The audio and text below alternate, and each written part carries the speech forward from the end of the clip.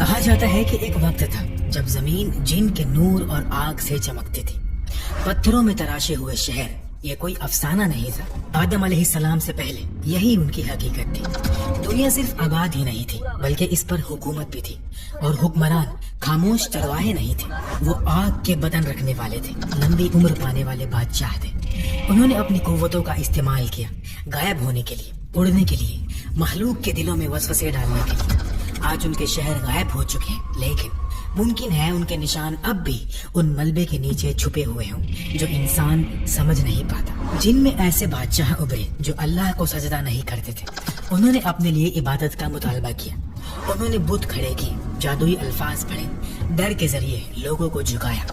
جادو ایک سودے کی چیز بن گیا، تاریخ رسمیں پوشیدہ کمروں میں ادا ہونے لگی۔ کچھ کا دعویٰ تھا کہ وہ ایسے دروازے کھولتے ہیں جو بند رہنے چاہیے تھے، ایسا علم جو چھپا رہنا چاہیے تھا اب اسے سب سے زیادہ قیمت دینے والے کو بیچا جانے لگا۔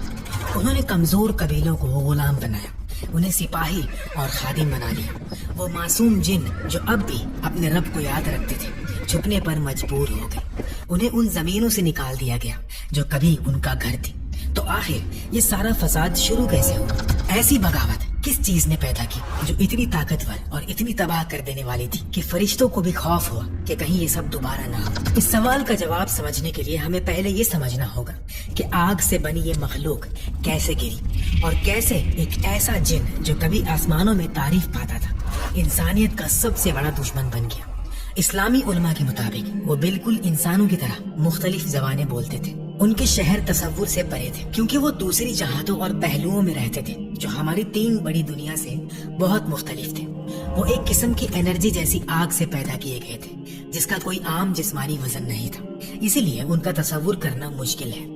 کچھ جن عبادت اور اطاعت میں قائم رہے، یہ وہ نیک، خاموش اور فرما بردار تھے جو چپ چاپ رہتے تھے، لیکن دوسرے اپنے اندر جھانکنے لگے۔ انہوں نے اپنی قوت دیکھی اور اسی سے محبت کر بیٹھے۔ انہوں نے اپنی آزادی دیکھی لیکن اسے غلط سمجھا۔ وہ فرشتوں سے حسد کرنے لگے، وہ پوچھنے لگے کہ ہمیں آسمانوں میں کیوں نہیں اٹھایا گیا، ہم زمین سے کیوں بندھے ہوئے ہیں جبکہ فرشتے آسمانوں میں اڑتے ہیں۔ کچھ دل سیاہ ہونے لگے، وہ ایک دوسرے کو چیلنج کرنے لگے۔ بالکل انسانوں کی طرح انہوں نے سوچنا شروع کر دیا کہ وہ ہمیشہ زندہ رہیں گے۔ زمین پر ان کی قوموں اور تہذیبوں کے درمیان جھگڑے شروع ہو گئے، قبیلے قبیلوں کے خلاف اٹھ کھڑے ہوئے، رہنما ظالم بن گئے، بالکل انسانی حکمرانوں کی طرح۔ اسی فساد کے درمیان ایک شخص ابھر کر سامنے آیا، ایک ایسا جن جس کے پاس بہت قوت تھی اور بہت زیادہ عبادت تھی۔ اس کا نام تھا عزازیل۔ جب اس کی قوم فساد میں ڈوب رہی تھی، وہ اطاعت میں اوپر اٹھ رہا تھا، اس نے بغاوت میں حصہ نہیں لیا، وہ فرشتوں کے ساتھ کھڑا ہوا اور اسی وجہ سے اسے عزت دی گئی۔ لیکن عزازیل اپنی قوم سے اتنا مختلف کیوں تھا اور اس کی کہانی اتنے اندھیرے میں کیسے بدل گئی؟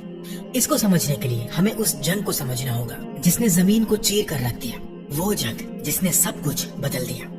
جب جن اپنی منمانی کرنے لگے، زمین پر فساد کرنے لگے، جادو ایک سودے کی چیز بن گیا، کمزوروں کو غلام بنایا گیا، اور جو اللہ کے فرما بردار تھے وہ چھپنے پر مجبور ہو گئے۔ جو دنیا کبھی آگ اور آزادی کی زندہ دنیا تھی، وہ نفس، گھمنڈ اور خواہش کی جنگ گاہ بن گئی۔ تو اللہ ان سب کو دیکھ کر غافل نہیں ہوا۔ فرشتے خاموشی سے دیکھ رہے تھے، دیکھتے رہے، یہاں تک کہ حکم آ گیا۔ اب زمین ایک ایسی جنگ دیکھے گی جیسے اس سے پہلے کبھی نہیں ہوئی، آگ کی مخلوق اور نور کے لشکر کی جنگ۔ ان تمام واقعات کے درمیان عزازیل کھڑا تھا۔ اس نے دیکھا کہ اس کی قوم کس طرح گناہ میں ڈوبتی جا رہی ہے۔ اس کا دل غصے سے بھر گیا، اور ایک اور چیز سے بھی، اپنے آپ کو ثابت کرنے کی خواہش سے، نہ صرف جن کے سامنے بلکہ فرشتوں کے سامنے بھی۔ وہ تیار تھا کہ اپنی ہی قسم کے خلاف لڑے۔ وہ یہ دکھانا چاہتا تھا کہ آگ سے پیدا ہوئی مخلوق بھی وفادار ہو سکتی ہے۔ لیکن کیا ہوتا ہے جب کوئی بندہ یہ سوچنے لگے کہ وہ صرف بندہ نہیں رہا، وہ امتحان قریب آ چکا تھا، اور عزازیل اس امتحان کے بالکل درمیان میں کھڑا تھا۔ وہ فرشتہ نہیں تھا، وہ مجبوراً عبادت کرنے والی مخلوق نہیں تھا، اس نے خود سے عبادت کو چنا تھا، اور اس میں بہت آگے نکل گیا تھا۔ صرف عبادت میں ہی نہیں، معرفات اور اللہ کی پہچان میں بھی۔ یہاں تک کہ کہا گیا کہ وہ فرشتوں کو درس دیتا تھا۔ اس نے اسے قابل تعریف بنا دیا، لیکن خطرناک بھی۔ آہستہ آہستہ اس نے اپنی عبادت کو پسند کرنا شروع کر دیا۔ جب فرشتے اسے ایک رہنما کی طرح دیکھنے لگے تو شاید اس جنگ نے جو اب وہ لڑنے جا رہا تھا اس کے دل میں تکبر کا پہلا بیج بو دیا۔ اللہ سبحانہ و تعالی نے اسے حکم دیا کہ ان جن کے خلاف لڑے جو فساد پھیلا رہے تھے اور اطاعت سے انکار کر چکے تھے۔ اس کی قیادت میں فرشتوں کا ایک عظیم لشکر جمع کیا گیا۔ جلدی ہی وہ زمین پر اتریں گے اور یہ جنگ شروع ہوگی، لیکن جن کی تعداد بہت زیادہ ہو چکی تھی۔ ایک روایت میں آتا ہے کہ ہر 10 مخلوق میں جسے اختیار دیا گیا 9 جن تھے اور صرف ایک انسان۔ اگر آج انسانیت کی تعداد 10 ارب کے قریب ہے تو پھر ان کی تعداد 90 ارب تک پہنچ سکتی تھی، اور چونکہ ان میں سے اکثر باغی ہو چکے تھے تو ہم اندازہ لگا سکتے ہیں کہ یہ جنگ کتنی بڑی رہی ہوگی۔ ایک اور روایت میں آتا ہے کہ شیطان کی 70,000 اولاد تھی اور ہر اولاد کی بھی 70,000 اولاد تھی۔ عربی زبان میں 70 کا عدد اکثر بہت بڑی تعداد کے لیے آتا ہے، اور چونکہ شیطان بھی جن میں سے تھا اس لیے ان کی آبادی بہت تیزی سے بڑھتی تھی۔ ان کی عمر صدیوں حتیٰ کہ ہزاروں سال تک پھیلتی تھی۔ ان کے خاندان اور قبیلے بے حد بڑھتے چلے گئے۔ یہ سب دیکھتے ہوئے جن کی آبادی اربوں میں ہونا کوئی عجیب بات نہیں تھی، لیکن ان کا سنہرا دور ختم ہونے کو تھا۔ پر ان میں سے ایک مختلف تھا، عزازیل۔ وہ دن رات نماز پڑھتا تھا، روزے رکھتا تھا، روتا تھا، سجدوں میں گرتا تھا۔ فرشتے اسے نوٹس کرنے لگے، آسمان اس کے ذکر سے گونجنے لگا۔ کہا گیا کہ کسی جن نے اس سے پہلے اتنا اونچا رتبہ حاصل نہیں کیا تھا۔ عزازیل خود بھی یہی سمجھنے لگا۔ اسے لگا کہ وہ صرف ایک بندہ نہیں بلکہ ایک مثال ہے، لیکن جب دل یہ سمجھنے لگے کہ وہ سب سے اونچا ہے تو کتنی دیر لگتی ہے اسے یہ سوچنے میں کہ اسے اور زیادہ ملنا چاہیے۔ یہی سوچ دنیا کے مستقبل کو بدلنے والی تھی، اور امتحان ابھی شروع ہی ہوا تھا۔ روایتوں کے مطابق انہوں نے ان پیغمبروں اور رسولوں کو بھی قتل کر دیا جو اللہ نے ان کی ہدایت کے لیے بھیجے تھے۔ ان کا فساد اور بڑھ گیا، شہر گر گئے، بادشاہ قتل ہوئے، آثار ٹوٹ گئے اور ان کے جھگڑے اور گہرے ہوتے گئے۔ کہا جاتا ہے کہ 1 سے زیادہ نبی ان کی طرف بھیجے گئے۔ ہر بار اللہ نے انہیں ڈرایا، سمجھایا، لیکن ان کا تکبر اور بڑھتا چلا گیا۔ یہ فساد روح زمین میں ایک بیماری کی طرح پھیل گیا۔ فرشتے جو یہ سب دیکھ رہے تھے اللہ کے عرش کی طرف رجوع ہوئے، اور عزازیل صرف تماشائی بن کر نہیں رہنے والا تھا، وہ کچھ بہت بڑا کرنے کی تیاری کر رہا تھا۔ آگ سے پیدا ہوا ایک مخلوق ان مخلوق کے درمیان چل رہا تھا جو نور سے پیدا کی گئی تھی۔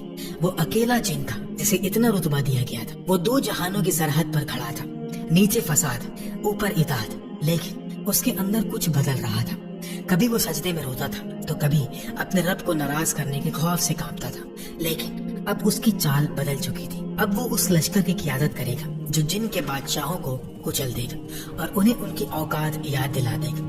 جب آسمانی لشکر زمین پر اترا، زمین کانپ اٹھی۔ ایسی روشنی جسے دنیا کی آگ نے پہلے کبھی نہیں دیکھا تھا۔ آسمان چیر کر نیچے آئے۔ فرشتے ایسے سکوت کے ساتھ چل رہے تھے جو رعب پیدا کر رہے تھے۔ ان کے پر آفاق کو ڈھانک رہے تھے۔ ان کے چہروں پر کوئی جذبات نہیں تھے، صرف اطاعت۔ اور اس لشکر کے آگے عزازیل کھڑا تھا۔ نور سے بنی مخلوق کے درمیان صرف وہ آگ سے بنا ہوا تھا۔ وہ پورے یقین کے ساتھ کھڑا تھا۔ اسے لگتا تھا کہ یہ لمحہ اسی کے لیے ہے۔ اس نے سمجھا کہ اس کی عبادت نے اسے اپنی قوم سے اونچا کر دیا ہے اور شاید فرشتوں کے برابر لا کھڑا کیا ہے، لیکن فرشتے اپنی حد جانتے تھے اور عزازیل ابھی بھی سیکھ رہا تھا۔ جب فسادی جن نے اس لشکر کو دیکھا تو وہ خوف سے کانپ اٹھے۔ پھر بھی انہوں نے سمجھا کہ ان کا جادو انہیں بچا لے گا، ان کی راکھ سے بنی ہوئی سلطنتیں قائم رہیں گی، لیکن جب اللہ کا حکم آ جائے تو کوئی قوت اس کا مقابلہ نہیں کر سکتی۔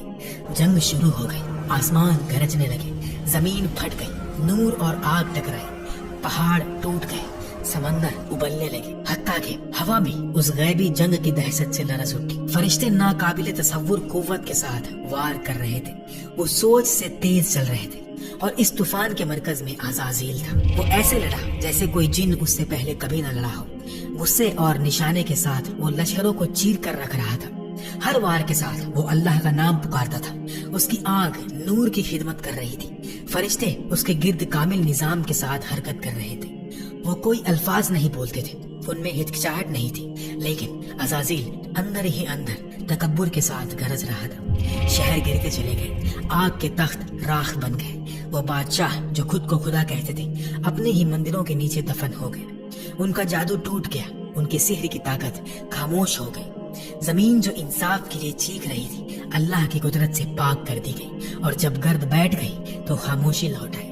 جنگ ختم ہو چکی تھی۔ جو تھوڑے بہت جن بچ گئے انہیں زمین کی گہرائیوں میں، پوشیدہ جہانوں میں، ان پردوں کے پیچھے ڈھکیل دیا گیا جو انسانی آنکھوں سے اوجھل ہے۔ آج جو جن سنسان پہاڑوں، دور دراز مقامات اور سمندروں کی گہرائیوں میں رہتے ہیں، کہا جاتا ہے کہ وہ انہی کے وارث ہیں۔ فسادی جن اب آزاد زمین پر گھوم نہیں سکتے تھے، زمین واپس لے لی گئی تھی، ایک نیا دور قریب تھا۔ فرشتے اپنا فرض ادا کر کے واپس آسمانوں کی طرف لوٹ گئے، لیکن ایک رہ گیا، عزازیل۔ اس کی بہادری کی تعریف کی گئی، اس کی وفاداری کو سراہا گیا، اسے عزت دی گئی۔ اس نے جنگ کی قیادت کی تھی، وہ جیت چکا تھا، اب وہ اپنی قوم سے اوپر کھڑا تھا، یا پھر کم از کم اسے ایسا لگتا تھا۔ اسے لگتا تھا کہ وہ اطاعت کی انتہا تک پہنچ گیا ہے۔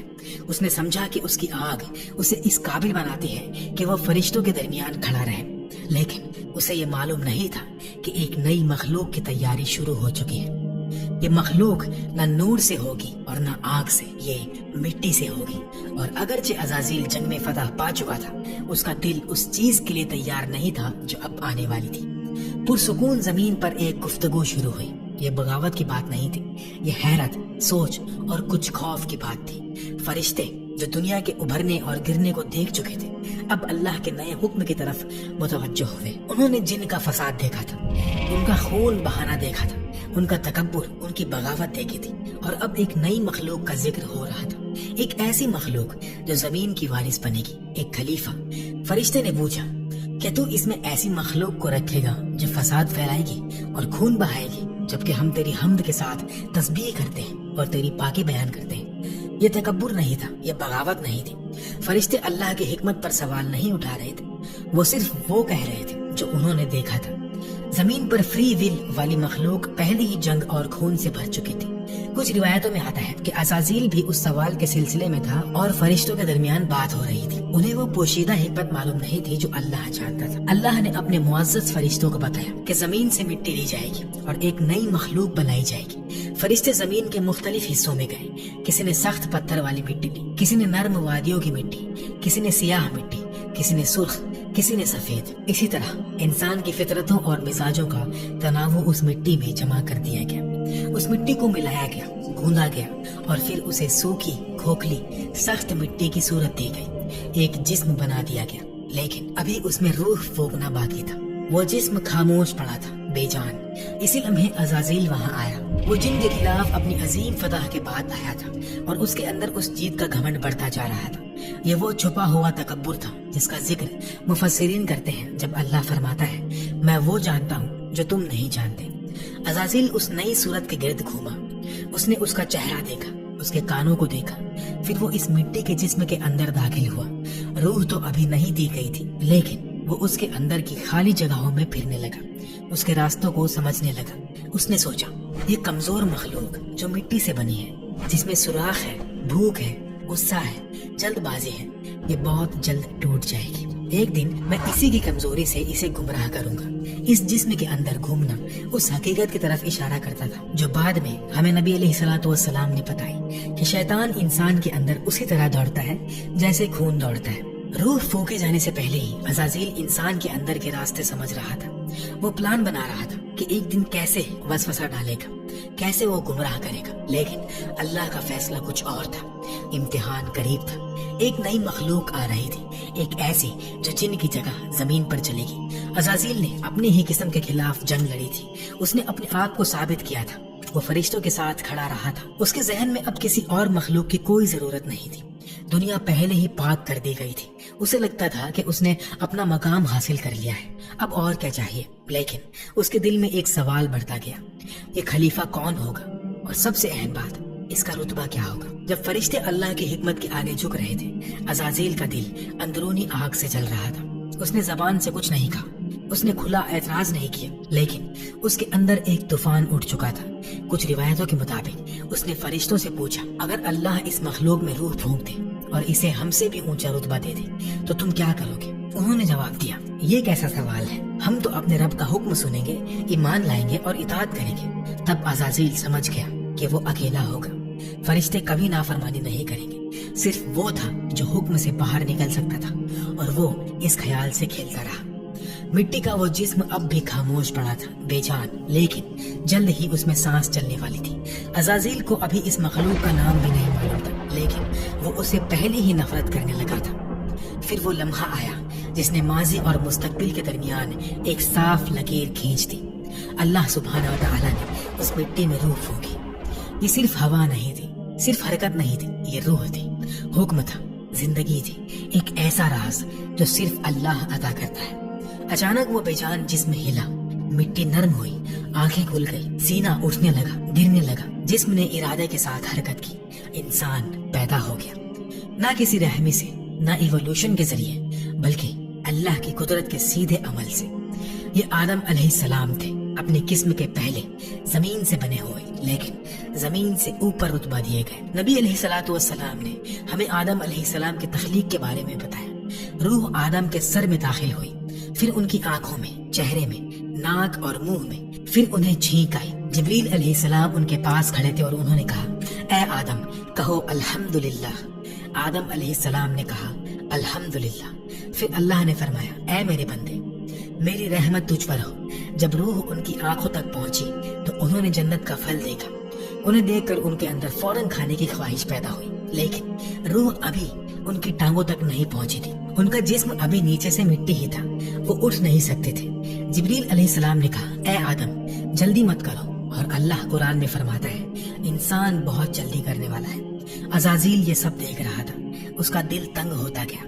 اس نے اس جسم کو پہلے دیکھا تھا, اس کی مٹی پر ہنس چکا تھا, لیکن اب وہ جسم اٹھ رہا تھا, بول رہا تھا, سیکھ رہا تھا, اور سب سے بڑا دھکا ابھی باقی تھا. اللہ سبحانہ و تعالیٰ نے وہ حکم دیا جس کی گونج قیامت تک رہے گی, آدم کو سجدہ کرو. یہ کوئی مشورہ نہیں تھا, یہ رب العالمین کا حکم تھا.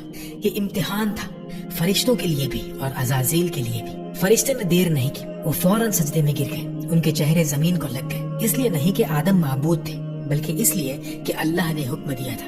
ان کا سجدہ آدم علیہ السلام کے لیے نہیں, اللہ کے حکم کے لیے تھا. آدم علیہ السلام اس وقت اطاعت کا مرکز بنا دیے گئے تھے, لیکن عزازیل نہیں جھکا. اس کی نگاہ اس مٹی کے انسان پر جم گئی, اس کے پاؤں جمے رہے. تکبر نے اسے زنجیر بنا کر روک دیا. جو مخلوق ہزاروں مرتبہ جھکی تھی, وہ اب ایک سجدے سے انکار کر رہی تھی, اور اسی انکار کے ساتھ صدیوں کی عبادت ٹوٹ کر بکھر گئی. اللہ سبحانہ و تعالیٰ نے پوچھا, تجھے کس چیز نے روکا کہ تو سجدہ نہ کرے؟ عزازیل نے نرمی کے ساتھ جواب نہیں دیا, بلکہ زہر کے ساتھ جواب دیا, میں اس سے بہتر ہوں. تو نے مجھے آگ سے پیدا کیا اور اسے مٹی سے پیدا کیا. یہی پہلا تکبر تھا, یہی پہلی جھوٹی برتری تھی, ایک ایسا بت جو اس نے خود اپنے اندر بنا لیا تھا. اب عزازیل کا دل پوری طرح کھل کر سامنے آ چکا تھا. جو کچھ اس نے صدیوں کی عبادت کے پردے کے نیچے چھپایا ہوا تھا, وہ سب اللہ کے حضور کھل گیا. اللہ نے فرمایا, نکل جا یہاں سے, تو رد کیا گیا ہے اور تجھ پر قیامت کے دن تک میری لعنت ہے. عزازیل کی نجات کا موقع ختم ہو گیا, لیکن اس لمحے جب اسے فوراً مٹا دیا جانا چاہیے تھا, اس نے ایک آخری درخواست کی, اے میرے رب, مجھے اس دن تک مہلت دے دے جب لوگ دوبارہ اٹھائے جائیں گے.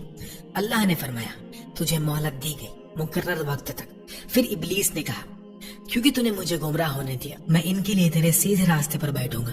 میں ان پر آگے سے آؤں گا, پیچھے سے آؤں گا, دائیں سے آؤں گا, بائیں سے آؤں گا, اور تو ان میں سے اکثر کو شکر گزار نہیں پائے گا. اللہ نے فرمایا, نکل جا یہاں سے, ذلیل اور دھکے دیا ہوا, جو ان میں سے تیرا ساتھ دے گا میں تم سب سے جہنم کو بھر دوں گا. امام طبری رحمہ اللہ کے مطابق ذلیل اور دھکے دیا ہوا کا مطلب یہ بھی ہے کہ اس سے وہ حسن چھین لیا گیا جو اسے دیکھنے میں ملکوت جیسا بناتا تھا. عزازیل چاہتا تو توبہ کر سکتا تھا, وہ اسی لمحے سجدے میں گر سکتا تھا, شرمندہ ہو کر رو سکتا تھا, مغفرت مانگ سکتا تھا, لیکن اب وہ اللہ کی عبادت نہیں کرتا تھا, وہ اپنے تکبر کی عبادت کر رہا تھا. اسی لیے اللہ نے اسے فرشتوں کے مقام سے گرا دیا, اس رحمت سے دور کر دیا جس کا وہ مزہ چکھ چکا تھا.